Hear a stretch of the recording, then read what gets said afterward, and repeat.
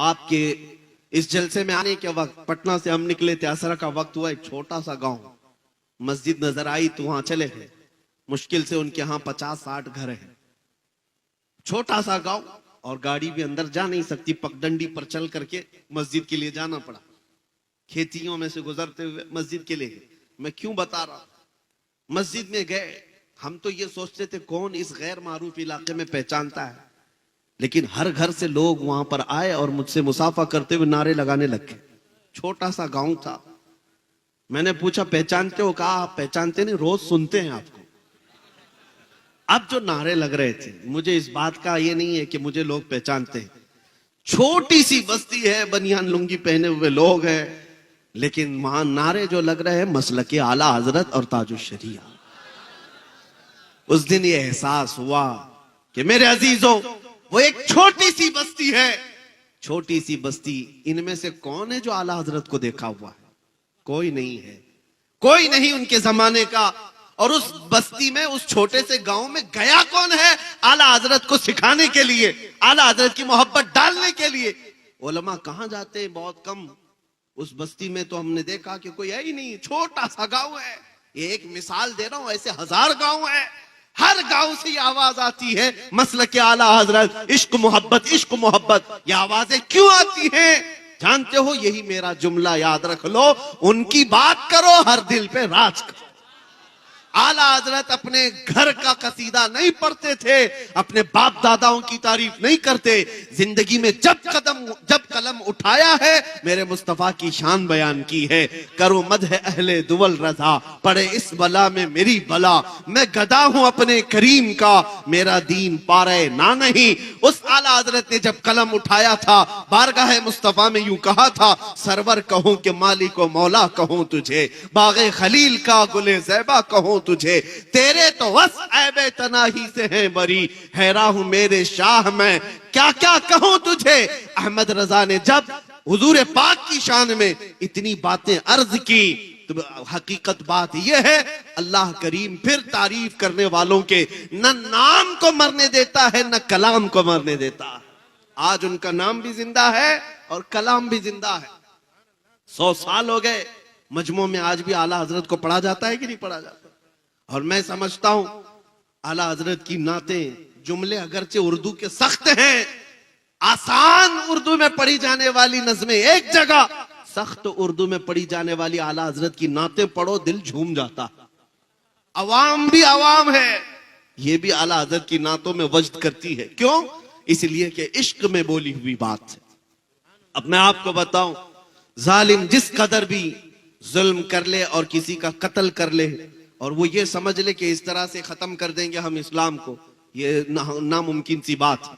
मैं आज से कई साल पहले कहा था, जैसे न्यूजीलैंड में एक बार मस्जिद में घुस करके एक सन की आदमी, जिसके दिलो दिमाग पर सिर्फ इस्लाम की दुश्मनी बैठाई गई थी, बंदूक से मार करके 50 लोगों का कत्ल कर दिया। और उसने ये कहा था कि मुझे ये अहद किया हुआ हूं, या मुझे ये लगता है कि मैं इस्लाम को पूरी दुनिया से खत्म कर दूंगा। गया, जेल में बैठा रहा।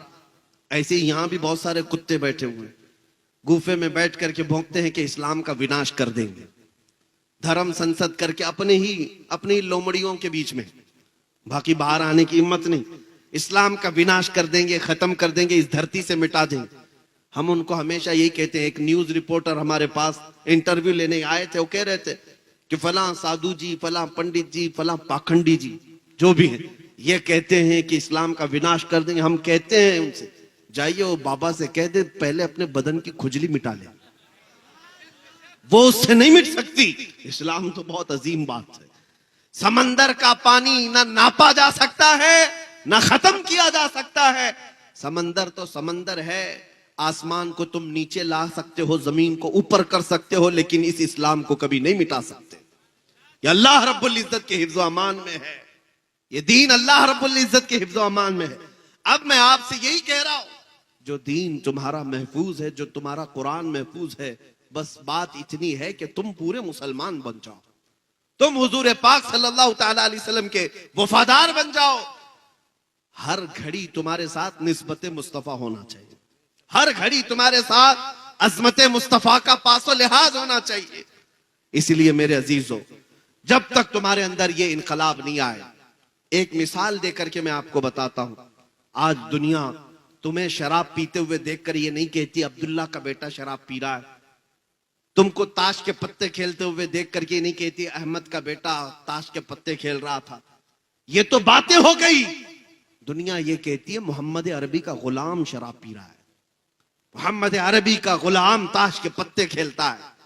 दुनिया यही कहती है मुसलमान चोरी कर रहे हैं, मुसलमान धोखा दे रहे हैं। इस लफ्ज का एहतराम और पास और लिहाज तुम्हें कितना जरूरी है। तुम्हारे अखलाक सबसे बुलंद होने चाहिए। तुम इस धरती पर, इस जमीन पर खैर उम्मत बनाए गए हो, सबसे बेहतरीन उम्मत बनाए गए हो। तुम अगर दिन भर गाने सुनते हुए नाचते हुए गुजारोगे तो तुम्हारे दिलों में निफाक ही तो पैदा होगा। मुहद्दिसीन फरमाते हैं जो कसरत से गाने सुनता है वो मुनाफिकत की तरफ जाता है, उसके दिल में कुफ्र आने लगता है। और एक रिवायत यह है जो कसरत से गाने सुनता है वो जिना की तरफ जाता है। ये बेहयाइयां और बदकारियां यूं ही नहीं आती। मैं आपको क्यों कह रहा हूं ये गाने वगैरह सुनना छोड़ दो, तुम्हारे दिलों के अंदर सिर्फ निफाक और डर पैदा होता रहेगा। तुमको अगर सुनना है तो अजमत इस्लाम के तराने सुनो, मेरे मुस्तफा की नाते सुनो। दिल में ईमान रोशन होता है, दिल के अंदर मजबूती आती है और तुम इस तरह बुजदिली की जिंदगी नहीं गुजारोगे। तुम जमे हुए पहाड़ों की तरह बन जाओगे। आज पास और लिहाज करना भी छोड़ दिया है मुसलमानों ने, जिसकी वजह से लोग तुम्हें तख्ते मश्क बनाए हुए हैं। इनको पता है ये हैं करोड़ों की तादाद में, लेकिन इनकी तरफ से अब जवाब नहीं आएगा। इसीलिए देखो जिसको चाहे जंगल राज में शूट करके मार दिया जाता है। क्यों ऐसे हालात पैदा हो गए, क्यों इतनी हिम्मतें बढ़ गई? उसकी वजह यही है कि गुलाम मुस्तफा की बात तो ये थी कि इनको छेड़ना तो दूर की बात, इनके किसी बच्चे को भी कोई हाथ नहीं लगाता था। उनको पता था कि ये मोहम्मद अरबी के शेर है, ये निकलेंगे अपने यहां से तो लोगों का जीना हराम कर रखेंगे। दुनिया खौफ रखती थी, लेकिन तुम्हें तोड़ दिया गया है, फोड़ दिया गया है। चाहे जितने भी हालात बुरे हों, लेकिन मैं एक बात आपके सामने फिर से कह रहा हूं, तुम्हारे साथ सब कुछ हो गया हो, जुल्म हो गया हो, सब कुछ खो गया हो, सब कुछ छिन गया हो, लेकिन सीने में मोहब्बत मुस्तफा का सौदा कभी मत करना। ये एक दौलत अपने साथ रखो। अपने बच्चों को भी इतना पिलाओ, इतना पिलाओ कि बच्चों से, औरतों से भी मैं कहूंगा, माओं से भी, कि बच्चों को दूध पिलाओ तो ये कह करके नहीं कि बेटा तू बड़ा होगा मुझे ये कमा कर देगा, वो कमा कर देगा। माएं बचपन में बच्चों को ये तरबियत दें कि बेटा मैंने तुझे अजमत मुस्तफा के लिए पाला है, और फिर देखना कि वो तुम्हारी भी कितनी अजमत का एहतराम करता है। जिसको तुमने अल्लाह उसके रसूल की मोहब्बत में पाला वो तुम्हारी अजमत और एहतराम का भी पासो लिहाज रखता है।